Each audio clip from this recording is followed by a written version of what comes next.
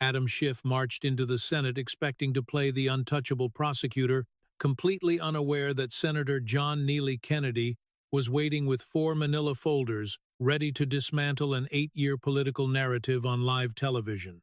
14 seconds of dead silence suffocated the room.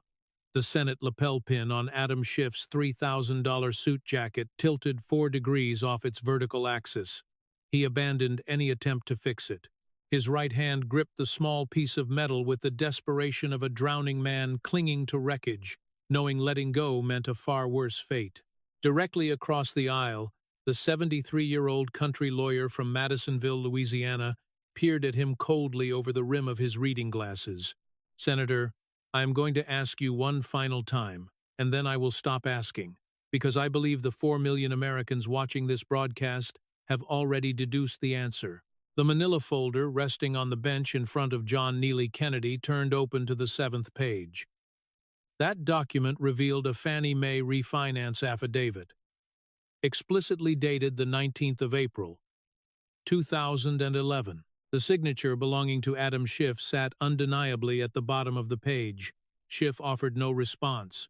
Hit the like button and subscribe, because you are about to witness the morning a country lawyer walked into a Senate chamber, absorbed 4 minutes of direct insults, and spent the next 52 minutes deconstructing a politician's carefully built narrative with undeniable, documented receipts.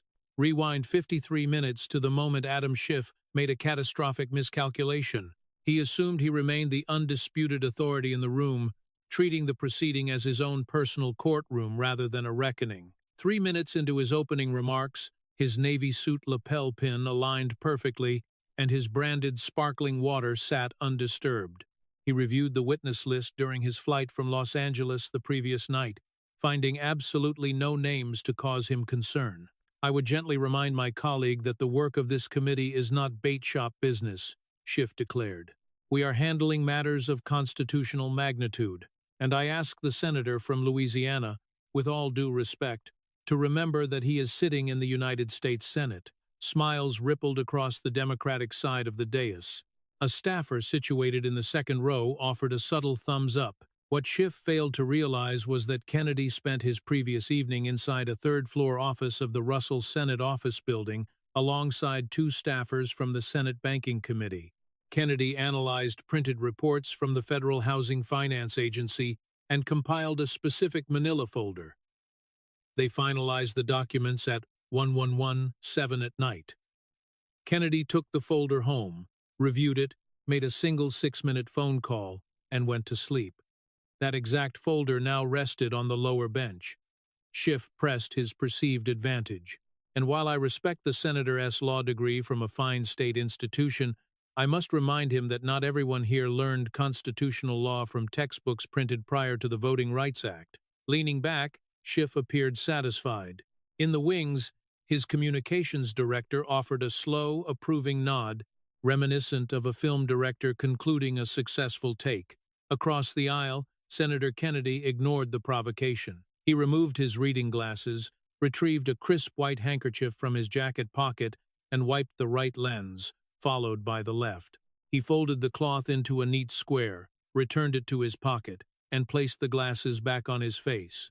He opened his standard-issue plastic water bottle, took a measured sip, and secured the cap.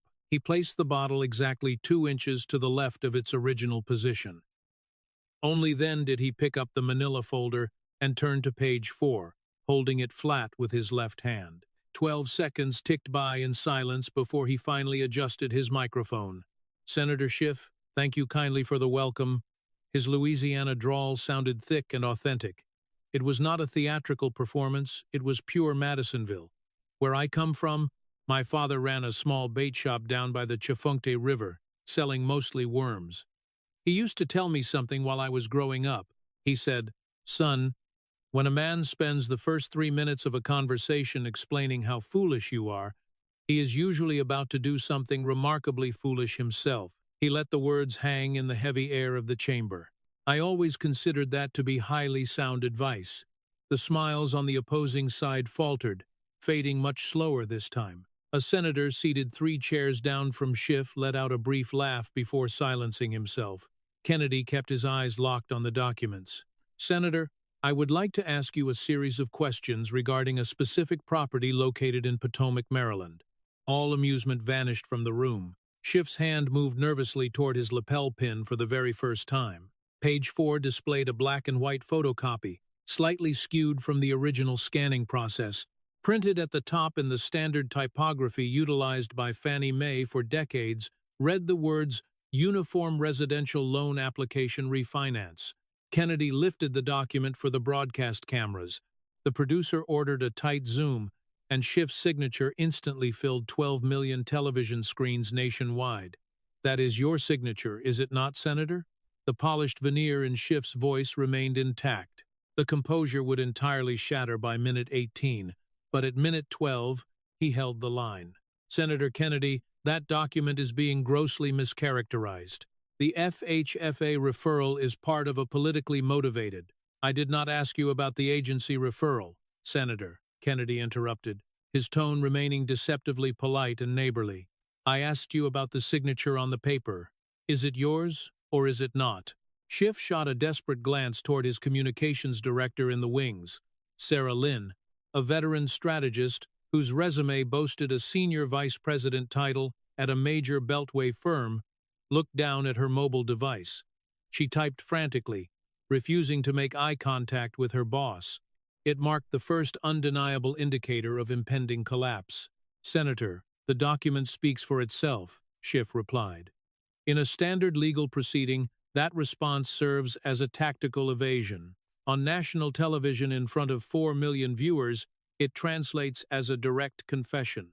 A reporter seated in the second row, working for a publication that fiercely defended Schiff for 6 consecutive years, jotted down a single observation in his notebook. He did not deny the signature. Kennedy refused to press the issue further. Yes, sir. It certainly does. He lowered the page and prepared his next piece of evidence. It clearly states that on the 19th of April, 2011, you swore under federal penalty that a house in Maryland was your primary residence. He produced a second photocopy, this one bearing the official seal of Los Angeles County. This document utilized the same standard font and the same declaratory legal language. It showcased a Los Angeles County assessor as homeowner exemption form from the exact same year, 2011. The listed property was a condominium in Burbank, California. The application requires the individual to certify that the property is their primary residence within the state. You signed this document as well, Senator. A calculated pause followed. The 28th of April, 2011. A second pause. Exactly 9 days after signing the Maryland certification, the press gallery went dead. Silent. Multiple reporters simultaneously noted the 9-day discrepancy in their margins. Off camera, Sarah Lynn ceased her typing. She lowered her phone to her side, recognizing that whatever statement she drafted was no longer relevant to the crisis unfolding in the room. In my hometown, telling 2 different banks the identical story on 2 different days is just being polite, Kennedy stated, his pacing accelerating. Telling 2 banks completely contradictory stories within the exact same month is another matter entirely. A third heavy pause. It is a direct violation of Title 18, United States Code, Section 1014. Making a false statement to a financial institution, a severe federal violation carrying substantial penalties. A collective murmur rippled through the journalists. It was the distinct sound of a press corps realizing the entire foundation of their reporting had just fractured. Kennedy ignored the reaction. He dealt out 3 additional photocopies with surgical precision. I possess 5 of these documents, Senator, 2009, 2011, 2012, and 2013, in addition to the original 2003 purchase agreement, the exact same property. The identical legal certification, the exact same signature, 5 separate Fannie Mae loans. Kennedy closed the folder smoothly. Fannie Mae's internal financial compliance division, using their official terminology, not mine, on letterhead dated May 2025, cited a sustained pattern of possible occupancy misrepresentation. That is the federal mortgage insurer actively investigating your conduct. The director of the FHFA sent a formal legal referral to the Attorney General citing financial misreporting, mail misrepresentation, bank misrepresentation, and false statements. That is the federal code, Senator. It is not an editorial. Schiff's mind raced through his previously calculated defense. He knew the statute of limitations for Section 1014 was exactly 10 years. The final document was signed in 2013, meaning the legal exposure theoretically expired in 2023. He banked his entire survival on this mathematical technicality, but he failed to account for the devastating impact of having the referral read aloud on live television by a methodical interrogator. The technicality offered zero protection in the court of public opinion. While you certified Maryland as your primary residence to secure lower interest rates across 5 separate refinancings, you simultaneously claimed a California tax exemption for your Burbank property, Kennedy noted, locking eyes with Schiff across the room. Are you aware of the exact value of that California exemption? Roughly $7,000 annually off your property taxes for a decade. The financial calculation hung heavily in the sterile air of the hearing room. That equates to $70,000 of California taxpayer money pocketed while providing contradictory information to financial institutions in Maryland. In the wings, Schiff's communications director dropped her phone. The device clattered loudly against the marble floor of the hallway. She made absolutely no attempt to retrieve it. Senator, I want to be entirely fair regarding this matter, Kennedy continued, his tone shifting to a clinical, almost regretful register. There are legitimate scenarios where a member of Congress maintains 2 year-round homes. The Federal Mortgage Code accommodates this reality through occupancy designation. You declare one property as primary, the other as secondary, and you pay the corresponding rates. The stability of the entire financial system relies on individuals providing truthful information on that specific form. Kennedy paused. You did not pick one. You selected both, for a decade, across 5 separate loans, while simultaneously telling the state of California, under penalty of false declarations, that Burbank was your sole primary residence. The federal mortgage system does not allow a person to maintain 2 primary residences. It is logically equivalent to claiming 2 sets of dependents for the identical child with the IRS. The IRS penalizes that behavior. So does Fannie Mae. No one in the press section laughed. The room understood that Kennedy's analogies were not punchlines, they served as surgical instruments utilized to dissect the defense. According to industry analysts reviewing your specific loan terms, the financial benefit of this misclassification totals between $40,000 and $60,000 in interest savings, plus the $70,000 in tax exemptions. Conservatively, that is over $100,000 in unauthorized financial benefits across 10 years, extracted from 2 separate state systems legally entitled to the truth.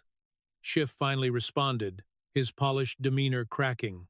He grasped for a justification. Senator Kennedy, my addresses were listed as primary residences because both are occupied throughout the entire year to legally distinguish them from vacation properties. With respect, Kennedy countered, raising a single index finger, that is a public relations statement, not a factual legal defense. The Democratic senators remained rigidly still. The ally who chuckled earlier now studied the ceiling architecture, deliberately avoiding any association with the confrontation. The federal code does not define a primary residence as wherever you happen to sleep on a given month. It specifies a singular location. You are a Harvard-educated attorney. You know exactly what the term primary signifies in the English language. Primary means one. You cannot possess a primary and an additional primary. We have a specific terminology for that behavior in Louisiana, but I will refrain from broadcasting it on television. A tense chuckle escaped the press row before a supportive producer muttered in sheer disbelief. An MSNBC reporter stared blankly ahead, paralyzed by the unfolding disaster. Therefore, either you committed mortgage misrepresentation, a serious federal violation, or you are claiming on live television that the Harvard lawyer who orchestrated a presidential impeachment does not comprehend the definition of the word primary. "Which is it, Senator?" Schiff offered absolutely no response. He stared intensely at the closed manila folder, the only object in the chamber not currently rendering judgment upon him. Hit the like button immediately, because a country lawyer just trapped a sitting senator using the federal mortgage code on a live broadcast. Comment below if you appreciate absolute accountability. And subscribe because the next revelation shifts away from real estate directly into a highly classified presidential phone call. Kennedy pushed the manila folder aside and replaced it with a red one. "I did not travel from Louisiana simply to discuss Maryland real estate. I came to discuss an event you claimed to have witnessed, then denied, then confirmed, and then claimed total ignorance about. I have 3 more folders, Senator." The red folder bore a precise handwritten label, HPSCI 92619. Reporters immediately documented the date. On the 26th of September, 2019, while serving as the chairman of the House Intelligence Committee, you opened a televised public hearing. You stated for the official record, "I have the call right here," and proceeded to read your version of the conversation aloud. Do you recall what you claimed the president said? Schiff hesitated, taking 2 beats to select a rehearsed contingency plan. "Senator Kennedy, my opening statement was clearly characterized at the time as a parody." Senator Kennedy's voice sharpened instantly, capturing the attention of the press gallery. A reporter scribbled a quick note indicating that the trap had sprung. A visible flush crept up Schiff's neck. The robotic camera zoomed in tightly, capturing a single drop of perspiration rolling down his skin before vanishing into his collar, broadcasting the physical reaction directly to millions of viewers. It was characterized as a dramatic representation of the president's intent, not a verbatim quote, Schiff insisted. Kennedy lifted a page from the bench. "I will read exactly what you stated on the record. You said, 'I have a favor I want you to do for me.' You continued, 'I am going to say this only 7 times, so you better listen good.' And finally, 'I want you to fabricate opposition research on my political opponent.'" The audio engineer boosted the microphone gain as the room fell into absolute silence. "You read those fabricated quotes into the official congressional record on national television, acting as the chairman with top-secret intelligence clearance." The journalist stopped pretending to take notes, fully absorbed by the interrogation. "The detail that always fascinated me," Kennedy noted, "is the timeline. Do you know when the actual declassified transcript was released by the White House? The 25th of September, 2019. Exactly 1 day prior to you reading your fabricated version into the record. You had the genuine transcript sitting directly on your desk, and you purposefully chose to read a fake one aloud. Down the dais, a Democratic senator focused entirely on his locked smartphone screen, desperately avoiding eye contact with the spectacle. On the 21st of June, 2023, the House of Representatives formally censured you by a vote of 213 to 209, Kennedy concluded. The resolution explicitly stated that you purposely deceived your committee, Congress, and the American people. That is not a subjective opinion, that is the permanent historical record. You are the 25th lawmaker in American history to face such discipline. You are in highly exclusive company. This was the moment Adam Schiff believed his fiery rhetoric successfully secured the Senate hearing room, unaware that Senator John Neely Kennedy waited patiently for the applause to fade before delivering a fatal, documented blow. Let us examine the collapse. Adam Schiff stood up, pushing his chair back 2 inches before planting both hands firmly on the table. The Harvard law graduate who finished cum laude in 1985, the former federal clerk, the assistant United States attorney who once secured an intelligence breach, ruling against an FBI agent, that man suddenly awoke. The California senator and lead impeachment manager who once stood on the floor of the United States Senate and declared his actions a turning point in American history, finally found his footing. His voice escalated through the chamber. "Senator Kennedy, that censure was a purely political act." His index finger jabbed aggressively into the wooden table, causing the branded sparkling water bottle to vibrate. "It was driven entirely by partisan allies in the House. It carried absolutely no legal weight, and it imposed no financial penalty. 20 Republicans initially voted to table the motion before Congresswoman Luna stripped out the $16 million fine just to secure her votes. That is not a legal verdict, Senator, that is political theater. The Progressive Press Gallery, remaining uncomfortably silent for 19 minutes, offered scattered applause. A producer positioned in the back of the room, representing a network that paid for the privilege of broadcasting Schiff-friendly coverage for 6 consecutive years, rose to his feet and applauded with both hands raised above his head. A distinct voice muttered an audible agreement.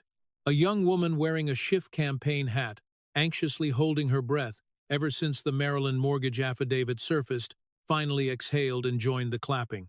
And while we are discussing the concept of accountability, Senator, let us review what was actually done during that infamous phone call, Schiff pressed on, seizing the momentum.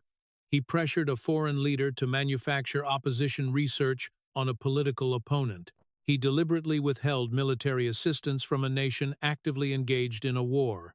He betrayed our international allies. He betrayed our intelligence community, and he betrayed the Constitution itself. I stand resolutely by every single word of that opening statement, Senator, because the underlying substance was entirely accurate, even if the literary device utilized was a parody. His voice echoed powerfully toward the crystal chandeliers.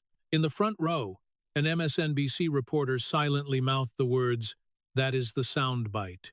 And if you, sir, are now utilizing a United States Senate hearing to relitigate the impeachment of a man who has been impeached twice, indicted 4 times, and found liable on 34 severe legal counts, then perhaps the bookkeeping in this room is exactly where it belongs." The progressive wing stood in unison for 15 full seconds. The hearing room belonged entirely to Adam Schiff. Cable news producers stationed in broadcasting trucks parked outside the Hart Building clipped the video feed frantically. The young Schiff staffer in the back row, possessing a master's degree in political communications from Georgetown University and having studied this precise rhetorical maneuver in graduate seminars, recorded the moment vertically on her smartphone for social media. 2 Democratic senators on the dais nodded their approval. One of them rhythmically muttered Schiff's first name under his breath, resembling a boxing coach watching his fighter decisively win the 8th round on the scorecards. Directly across the room, seated at the lower bench, John Kennedy ignored the spectacle. He made no defensive gestures. He remained entirely motionless. He refused to close the red folder resting before him. He sat with his hands folded quietly over the manila document, embodying the relaxed posture of a seasoned country lawyer who attended enough trials to understand that an overconfident witness, when given enough rope, will inevitably wrest the prosecution's case for them. The applause crested, reached its peak, and slowly fell. Once the ambient noise dropped far enough for the C-SPAN audio engineer to reset the gain controls back to their baseline setting, Kennedy finally spoke. The heavy Louisiana drawl vanished. It did not disappear completely, rather. He set it aside carefully, much like a man hanging his hat on a hook by the door, fully aware he needed to retrieve it in a few minutes.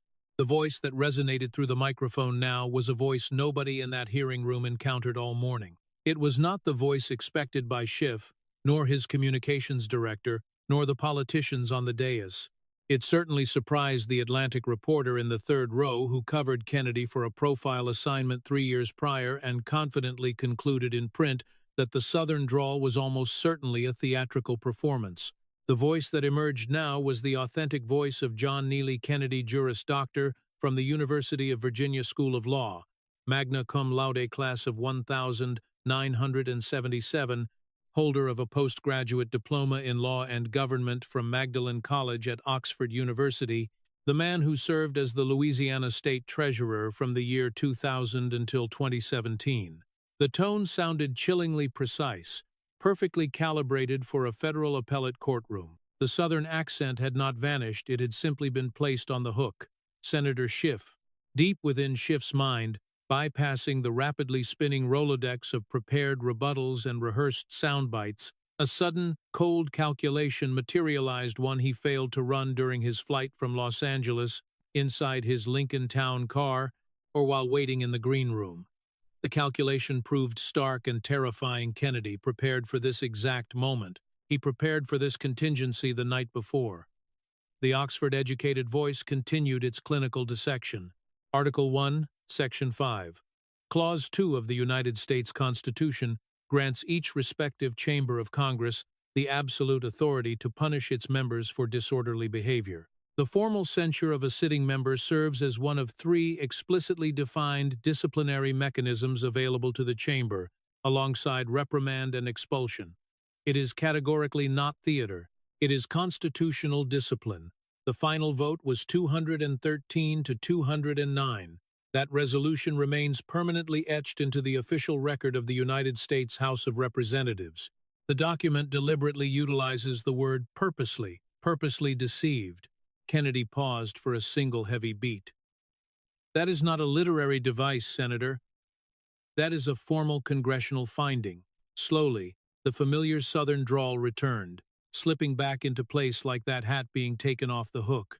The Oxford litigator exited the room, and the Madisonville country lawyer walked back in to finish the job. Now, you can label it political, you can label it theater, you can call it whatever you prefer in your own mind. But what you absolutely cannot do, Senator, is read a fabricated, fake transcript of a presidential telephone call into the congressional record on national television, receive a formal censure for that deception by the United States House, and then sit here 4 years later attempting to tell a country lawyer from Louisiana that the censure simply does not count. Kennedy's eyes locked directly onto Schiff's. It absolutely counts, Senator.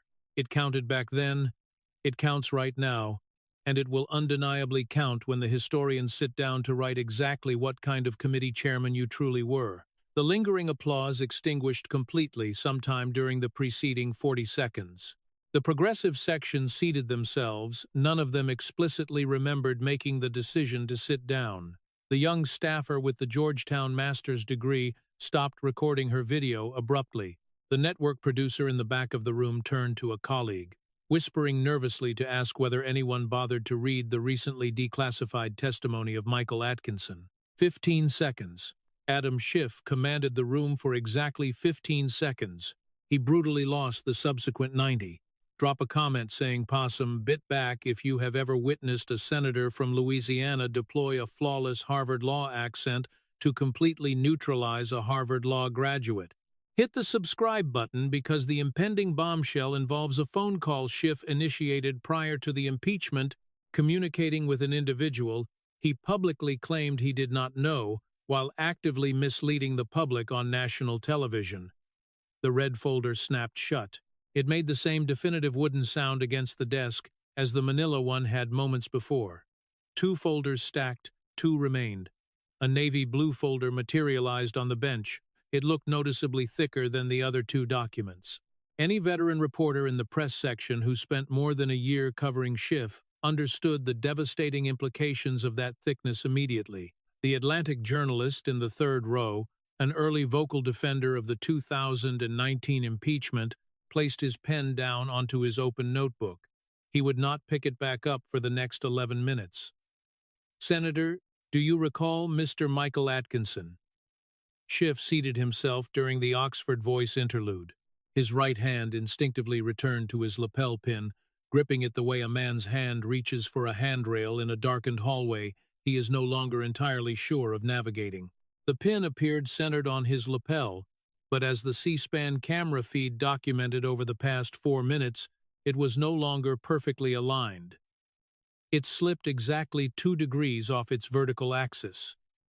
Senator Kennedy, the Inspector General, who was incidentally an administration appointee. "Yes, sir, I remember perfectly. I simply want to ensure the folks watching at home remember it as well, because this narrative becomes far more illuminating when you understand exactly whose appointee Mr. Atkinson was." The drawl deepened as he opened the thick navy folder. Mr. Atkinson received a formal whistleblower complaint on August 12, 2019.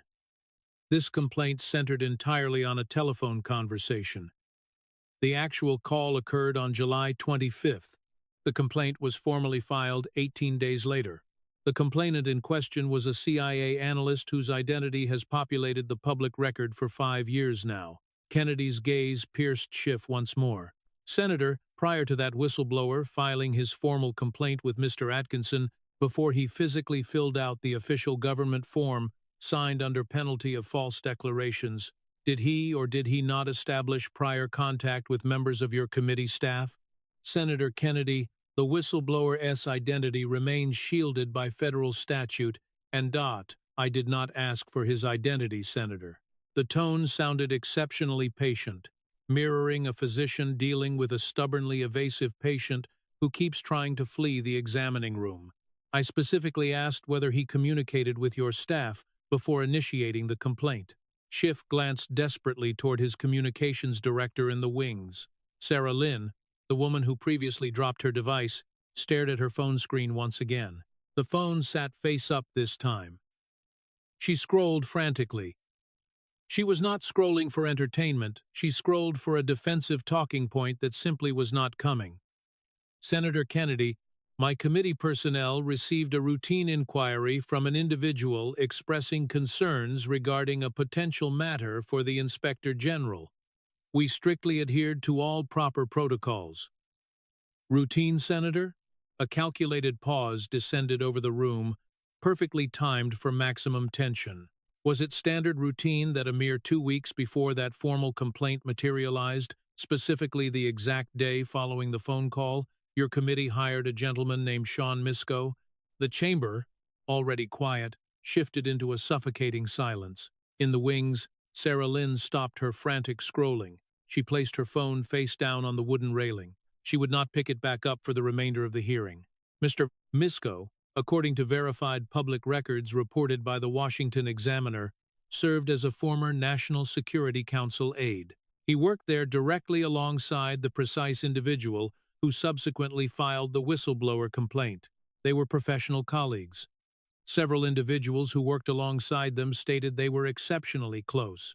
One former White House official explicitly utilized the term bro-like to describe their relationship. A tired, unamused smile crossed Kennedy's face. It looked neither cruel nor kind, it was simply exhausted by the deception. You officially hired Mr. Misko on July 26, 2019. The presidential phone call occurred on July 25th. That represents a single-day gap, Senator. 1 day, and the individual you hired on day 2 just happened to be the former roommate of the man who authored the complaint that ultimately triggered the impeachment. The drawl found Schiff's eyes one more time. That is quite a spectacular coincidence, is it not, Senator? Senator Kennedy, Mr. Misko, is a highly qualified national security professional possessing extensive.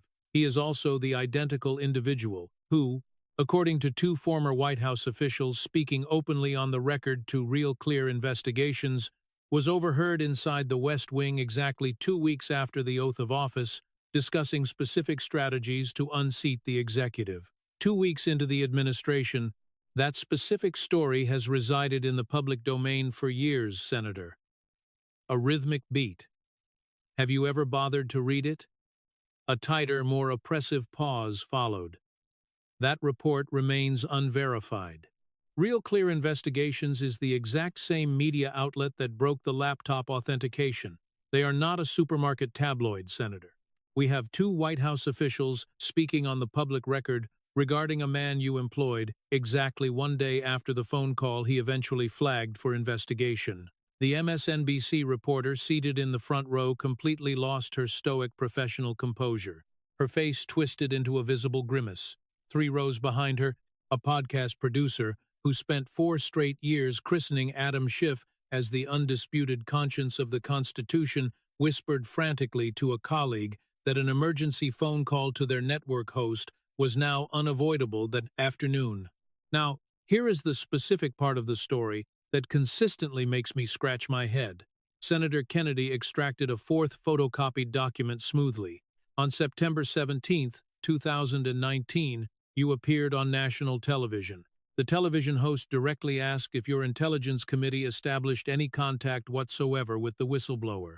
You stated, and this footage is readily available on tape for anyone to pull up, quote, "We have not spoken directly with the whistleblower.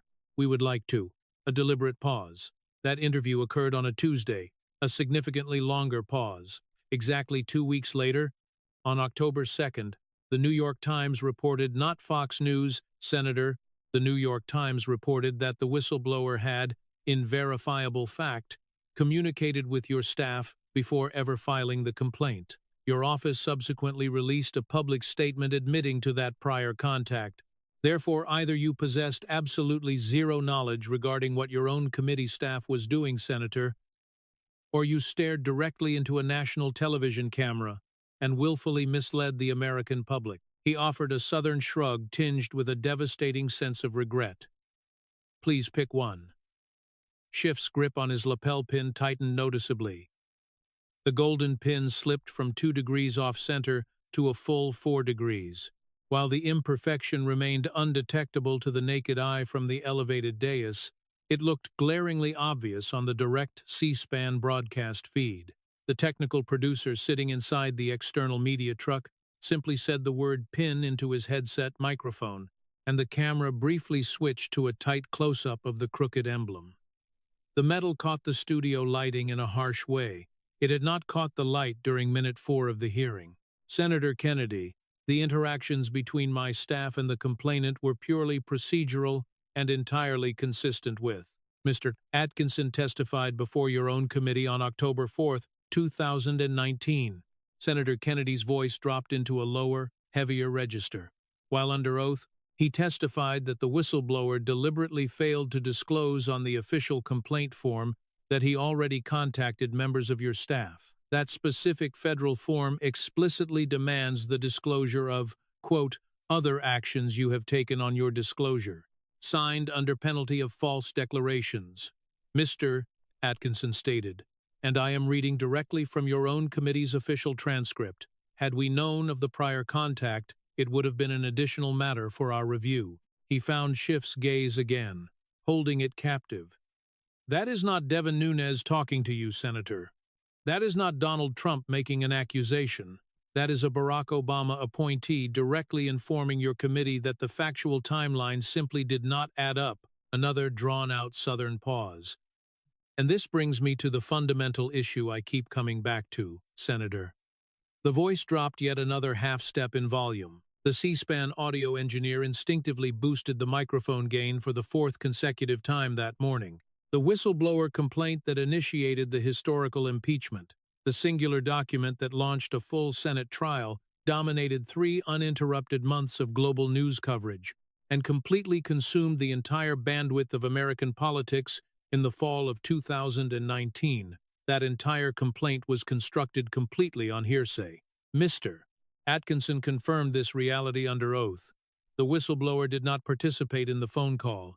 He did not hear the conversation take place. He reviewed a summarized readout. He conversed with other individuals who also reviewed a readout.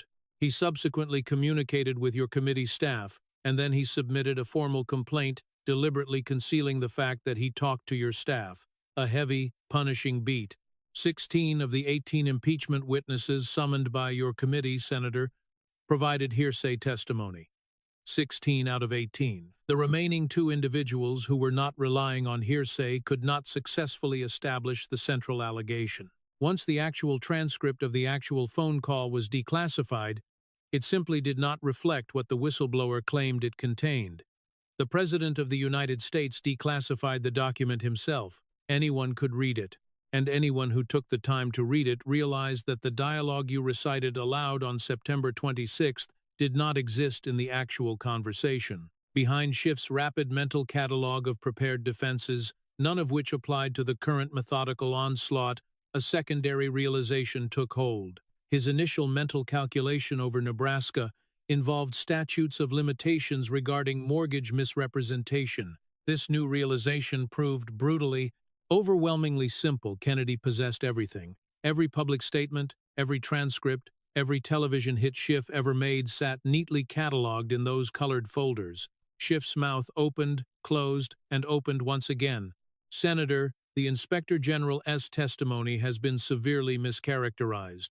By whom, Senator? The drawl sounded deceptively light, conversational, resembling the tone a man uses when casually asking his neighbor if he needs help carrying groceries. 2 reporters seated in the second row simultaneously jotted down the grammatical correction, whom in their notebooks.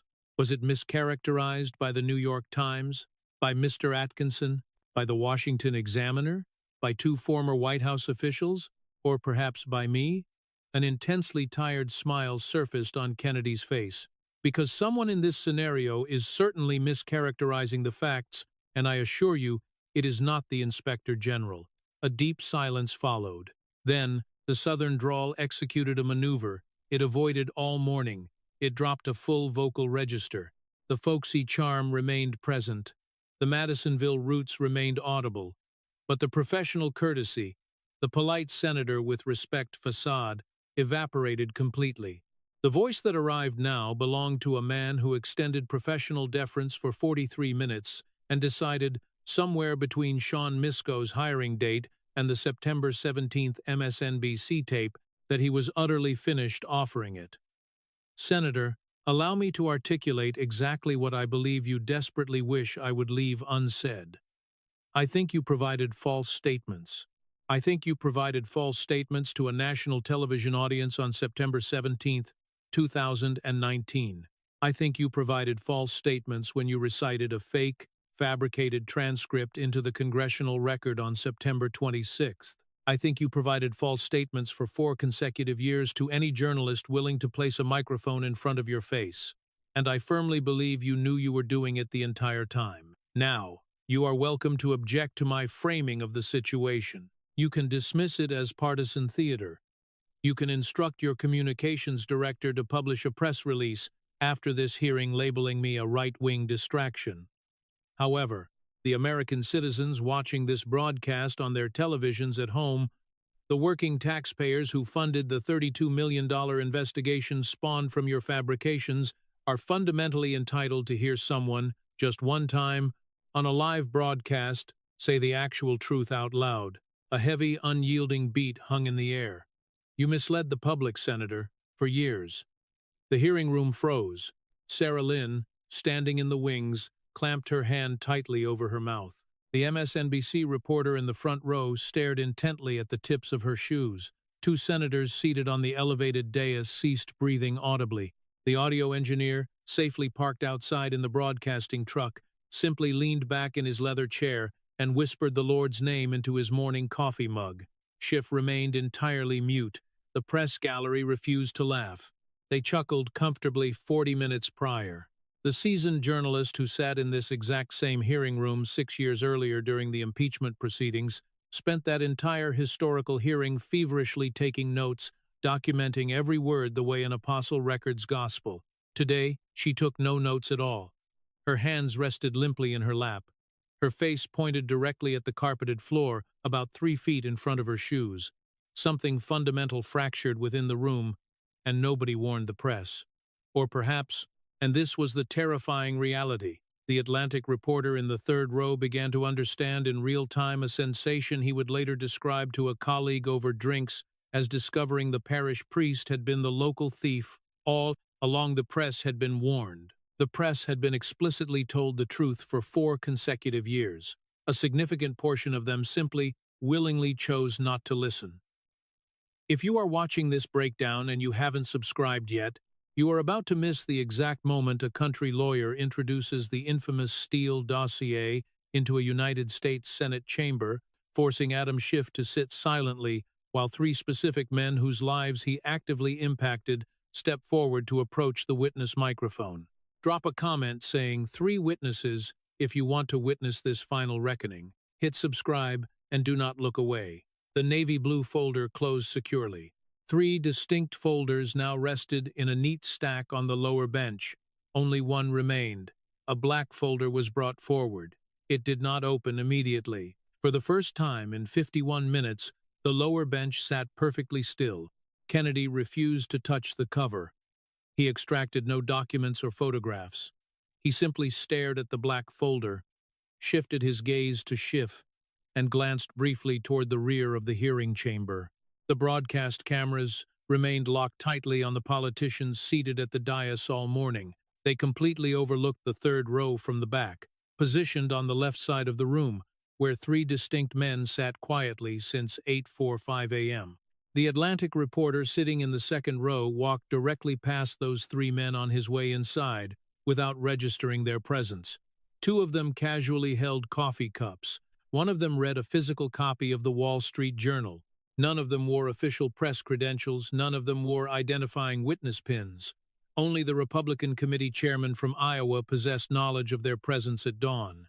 The rest of the room remained entirely oblivious to the trap. Senator Kennedy began, his voice leveling into a steady, uncompromising cadence, stripping away both the Southern folksy charm and the Oxford legal polish, leaving only the stark, undeniable reality of a man who reached the phase of the trial where performance is no longer required. On March 20th, 2017, you served as the ranking minority member of the House Intelligence Committee. You delivered a highly anticipated opening statement during a public hearing. That hearing was nationally televised. Tens of millions of Americans viewed that broadcast. And during your opening statement, Senator, you deliberately read aloud into the official congressional record of the United States multiple highly specific allegations sourced directly from a document known as the Steele dossier. Adam Schiff assumed the worst of the interrogation remained behind him, but Senator John Kennedy was just unsealing the black folder, the final exhibit that brought the casualties of a political narrative face to face with their architect. Let us examine the conclusion of this historic hearing. The black folder opened. Resting on top sat a single photograph magnifying a heavily redacted page from an aging dossier. You remember reading those claims? Senator Kennedy asked. Schiff attempted to deflect. Senator Kennedy, the dossier was a topic of public discussion at the time, and it was. Kennedy severed the excuse. Senator, it was a topic, but there is a fundamental difference between a conversational topic and actual evidence. You presented those specific claims as evidence. You stated on ABC News in March 2017, quote, "There is more than circumstantial evidence of collusion." Kennedy produced a second image, a television screenshot capturing Schiff mid-sentence with his mouth slightly open. You repeated this claim on CNN. You repeated it on MSNBC, you stated it at the Aspen Institute, and on Meet the Press. You utilized the exact phrase "more than circumstantial" for 2.5 years. The Southern drawl paused. Senator, did you ever produce that evidence, son? The chamber descended into a profound silence. The press gallery remained a row of frozen heads. The dais sat motionless. Outside the Hart Building, cable news producers ceased issuing directives to their camera operators. The C-SPAN audio engineer leaned over his mixing console, listening intently, possessing the posture of a man bearing witness to a monumental confession. Did you ever, even one time, in 2.5 years of television appearances, produce this more than circumstantial evidence? Kennedy pressed. Schiff reached for a familiar shield. Senator Kennedy, the Mueller investigation. Kennedy dismantled it instantly. The Mueller investigation found zero criminal conspiracy. Senator. The C-SPAN audio gain pushed to its maximum limit. It cost the American taxpayer $32 million across 2.5 years of news cycles.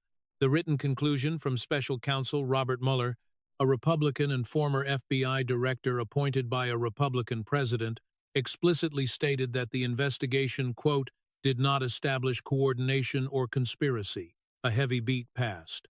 Furthermore, Department of Justice Inspector General Michael Horowitz, a nonpartisan figure, issued a report in December 2019. He identified 17 significant errors and omissions within the FISA applications utilized to surveil Carter Page. Those were the exact applications relying upon the Steele dossier. Horowitz testified on the record that the FBI already terminated Christopher Steele as a confidential source for making false statements prior to the FISA renewals, and yet nobody informed the FISA court. Kennedy maintained direct eye contact with Schiff. Special counsel John Durham issued his final report in May 2023. He concluded the FBI possessed no proper legal basis for launching the investigation. None. Durham explicitly labeled the dossier unverified and unreliable. The primary subsource, a fellow named Igor Danchenko, was federally charged with making false statements to investigators. Kennedy extracted a single typed sheet from the folder. Senator, this is your Intelligence Committee's Democratic memo dated February 24th. 2018. You served as the senior Democrat. I will read this slowly so every viewing American comprehends it. Quote, FBI and DOJ officials did not abuse the FISA process, did not omit material information, and did not subvert this vital tool to spy on the campaign. Kennedy lowered the paper. 3 definitive negatives, Senator. You authored that document. You signed it. You released it to the national press. 22 months later, the Inspector General issued his report detailing 17 significant errors, material omissions, and procedural failures. The FBI absolutely subverted the process, Senator. The Inspector General documented this reality in writing within a 600-page report heavily supported by footnotes. A calculated pause filled the room. Senator, 22 months. Did you ever during those 22 months, or the 4 years that followed, issue a formal correction, an amended memo, a retraction, or a simple sentence acknowledging that the Inspector General's findings completely contradicted yours? Schiff deflected. Senator Kennedy, the issues raised by Mr. Horowitz were addressed in subsequent. That translates to a no, Senator. Kennedy finalized. The typed sheet hit the bench. The black folder closed. Within Schiff's mind, a third calculation crystallized. His initial concerns regarding Nebraska statutes of limitations and political exposure vanished, replaced by a cold, undeniable reality: the proceeding was over. This realization manifested not as panic or anger, but as a heavy, objective fact, settling in his skull like a verdict, waiting behind a courtroom door. He arrived 53 minutes into a public hearing at the exact juncture every veteran prosecutor eventually faces. It represents the moment when the procedural math ceases to matter, and mere survival becomes the only remaining objective. He knew his required actions. He needed to hold his ground, deliver a defiant closing soundbite, and exit with his dignity intact. As a Harvard-trained attorney, he knew how to absorb a loss. What he did not know, what nobody in the room except Kennedy knew, was that the dismantling was not yet complete. Mr. Chairman, Kennedy addressed the dais. With the chair's permission, I would like to invite 3 specific observers to address this committee briefly. The Republican chairman from Iowa, who visibly relished the entire morning since the 6th minute, granted the request. The chair recognizes the witnesses in the 3rd row from the back on the far left side. 3 men stood up simultaneously. Every broadcast camera, including 11 different feeds, 3 cable trucks, 2 C-SPAN robotic units, 1 fixed MSNBC lens, and approximately 470 smartphones, pivoted instantly toward the back of the room. The first individual, a man in his early 50s wearing a dark gray suit with neatly combed hair, approached the microphone. He moved with the steady composure of someone heavily accustomed to hostile legal environments. He walked exactly as he had years prior when his career systematically evaporated in front of cameras in this very chamber. When he reached the stand, the press section immediately recognized him. A reporter in the 3rd row let out an audible gasp of sheer disbelief. "My name is Carter Page," the man stated. His voice sounded perfectly calm. It matched the same calm tone he utilized in 2017 during the FISA renewals and throughout the destruction of his career. "I am an American citizen. I served honorably in the United States Navy. I hold a doctorate from the School of Oriental and African Studies at the University of London. In 2016, I became the primary target of a FISA warrant constructed upon a document Senator Schiff knew was fundamentally unverified. That warrant was renewed 3 separate times. The Department of Justice Inspector General concluded those applications contained 17 significant errors and material omissions. I endured a federal investigation for nearly 2 years. I was never charged. I was never indicted. I was never arrested." Senator Schiff read the contents of that dossier, largely focusing on me, directly into the congressional record. Tens of millions of Americans listened to him do it. A brief pause. Page stared directly at Schiff, who refused to look up from the table. "I simply want the Senate and the American public to remember that I am still here." He returned to his seat. In the front row, an MSNBC reporter wept quietly. She cried not out of sympathy for Carter Page, she cried because she spent 4 consecutive years broadcasting the narrative that Carter Page acted as a foreign asset. She cried because her meticulous notes from those specific broadcasts sat in her bag at her feet. The second man, older and heavily built, approached the microphone with the determined strides of a farmer walking toward a broken fence he intended to fix. "My name is Devin Nunes," he announced. "I am a former member of the United States House of Representatives. I served as both ranking member and chairman of the House Intelligence Committee." The Progressive Press Gallery, enthusiastically standing just minutes earlier, sat in absolute silence. In February 2018, I released a memorandum. The memo stated the FISA process was severely abused. It stated exculpatory evidence was hidden. It stated the dossier remained entirely unverified. Senator Schiff publicly declared my memo was, quote, unsupported by the facts and the investigative record. Exactly 22 months later, the Department of Justice Inspector General verified every single material claim I made. A pause. Nunes ignored Schiff entirely. He glared directly at the press section. To this day, Senator Schiff has never apologized. He sat down. The third man stepped forward. He looked older now, having been in his mid-30s during the events in question, but the intervening years clearly took a toll. He carried a small leather-bound notebook, placing it gently on the witness table without opening it. "My name is George Papadopoulos." In the C-SPAN broadcast truck, a producer uttered an exclamation of pure shock into his headset. "I served as a foreign policy advisor in 2016. I pleaded guilty in 2017 to one count of making a false statement to FBI agents regarding the dates of a meeting. I served 12 days in a federal facility." The Inspector General later determined that the predicate for the FBI's investigation into my life was the exact same dossier Senator Schiff promoted on national television for 2.5 years. A heavy silence filled the room. Senator Schiff repeatedly claimed on national television that he could not have known individuals were providing false statements to Christopher Steele. I respectfully remind this senator that he held top-secret clearance. He possessed access to intelligence completely unavailable to most members of Congress. He deliberately chose what to do with that access. A second, more profound pause. "I served 12 days in federal custody. I served 12 days in federal custody. Senator Schiff has never served a single day." Papadopoulos sat down. The hearing chamber sat paralyzed.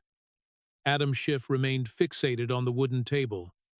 His right hand remained glued to his lapel. In the wings, Sarah Lynn, the communications director who ceased scrolling on her phone, stood perfectly still. She stared at the back of her boss's head with the terrifying realization that the meticulously crafted public image she was hired to protect no longer belonged to the senator. Senator Kennedy resumed. The Southern charm vanished entirely. It was not his Oxford legal voice nor his Madisonville persona. It was the stark, unyielding tone of a 73-year-old man who knew exactly what gravity the moment demanded.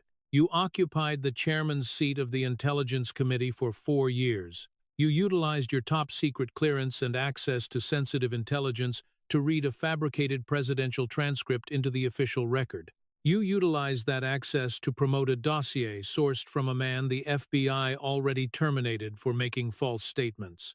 You hired the whistleblower's roommate one day after the phone call in question.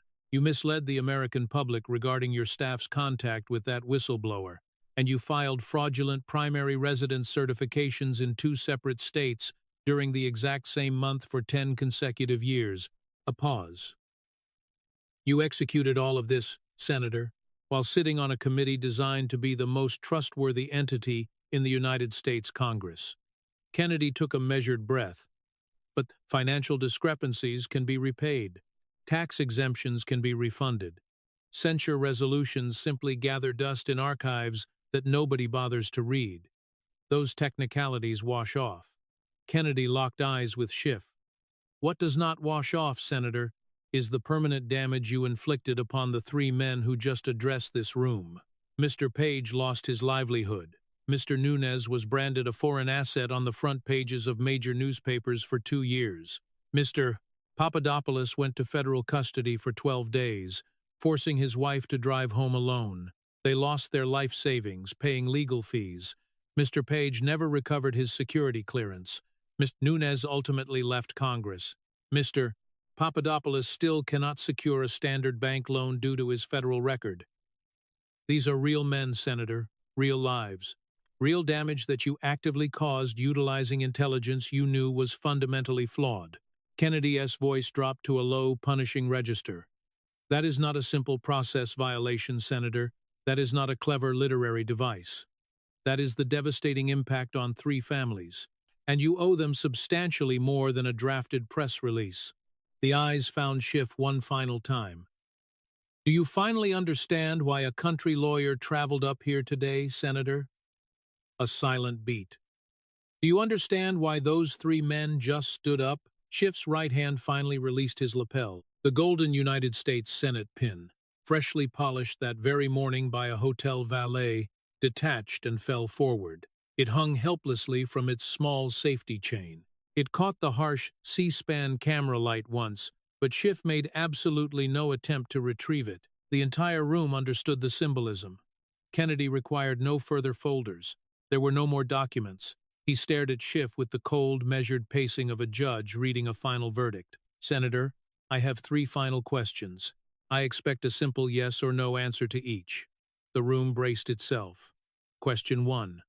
Did you, on April 19, 2011, sign a Fannie Mae affidavit certifying a Potomac, Maryland property as your primary residence while simultaneously claiming a California homeowner tax exemption for a Burbank property you also certified as primary? Yes or no? 1 second passed. Schiff opened his mouth, then immediately closed it. Question 2. Did you, on September 26, 2019, read a fabricated version of the phone call containing sentences that did not appear in the actual declassified transcript into the congressional record? Yes or no? 2 seconds. 3, 4. Question 3. Did you utilize your constitutional position of extreme trust, and I am directly quoting the United States House of Representatives censure resolution, to intentionally mislead the American public regarding a presidential phone call, a federal investigation, a political dossier, and a whistleblower whose roommate you recently hired? Kennedy folded his hands firmly on the desk. Yes or no, Senator? 3 specific questions. 3 answers. Take your time. The 5th second ticked by. The 6th. Schiff glanced toward his communications director. She scrolled actively on her phone, avoiding his gaze. The 7th second. The 8th. He looked at the witness chairs. Carter Page stared back without blinking. The 9th second. The 10th. Schiff's right hand drifted instinctively toward the fallen Senate pin, stopped midway, and retreated to the table. The 11th. The 12th. Schiff looked toward the press gallery.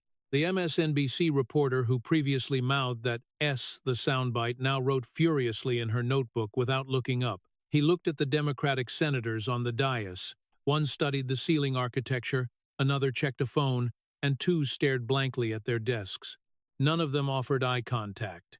He looked back at his communications director. She abandoned her phone, simply watching him with the grim expression of a professional realizing her drafted statement would not survive the impending news cycle. The framing of these questions requires a fundamental yes or no, Senator, Kennedy reminded him. The 13th second passed. Schiff remained entirely mute. The 14th second elapsed. Kennedy nodded exactly once. He meticulously closed the manila, red, navy, and black folders, stacking them evenly in the center of his desk. He pushed the neat stack 2 inches forward.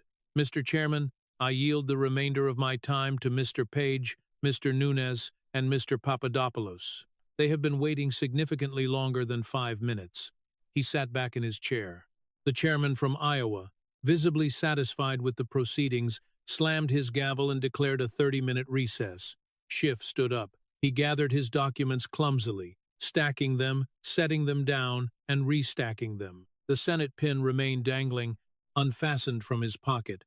He bypassed the public exit and walked toward the private staff doors. His communications director typed a statement actively.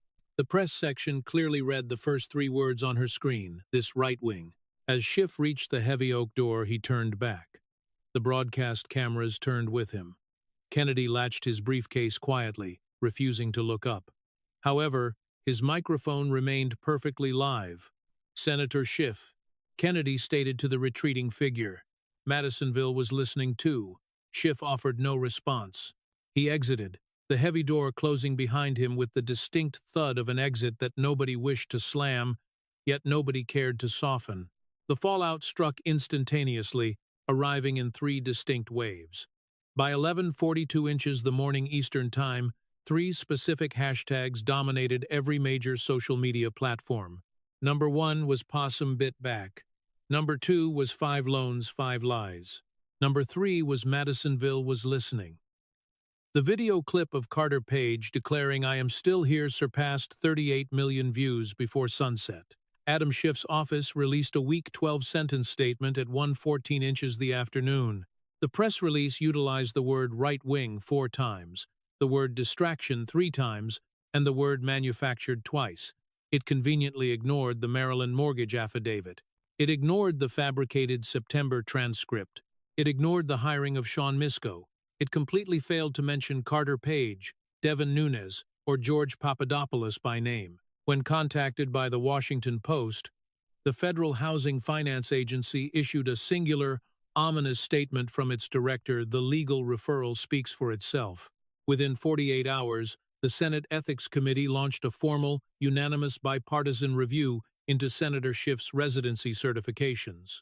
3 Democratic senators, previously considered staunch allies, issued carefully worded statements that noticeably lacked any defense of his actions.